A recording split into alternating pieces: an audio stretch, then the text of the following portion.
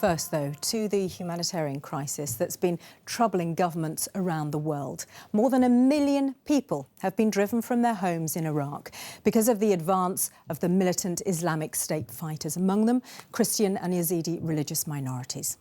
Say they will send more military supplies to the Kurds. So far, though, the government here says it'll just favourably consider any requests for arms from Britain. And that's our question for this morning. Should we go ahead and give weapons to the Kurds? Here to discuss that, our first guest today. And he's writing in the Sunday Telegraph today, David Cameron warning, if we do not act to coalition first, is it right to arm Kurds in Iraq?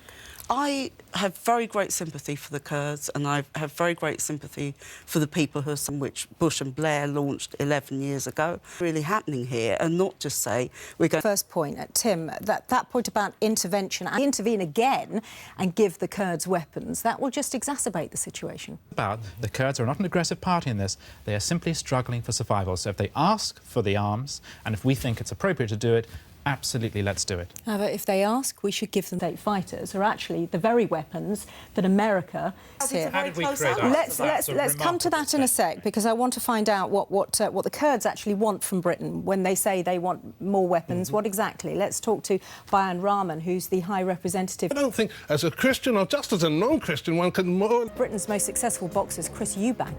Why boxing? I want it to matter.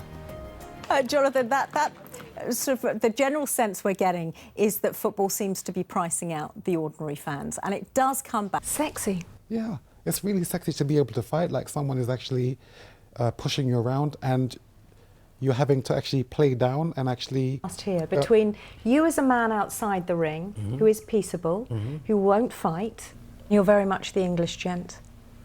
And you are quite eccentric. You've been called eccentric. You don't. I mean, the cut, the look, the style, it gives you almost an automatic green pass. You can go with those.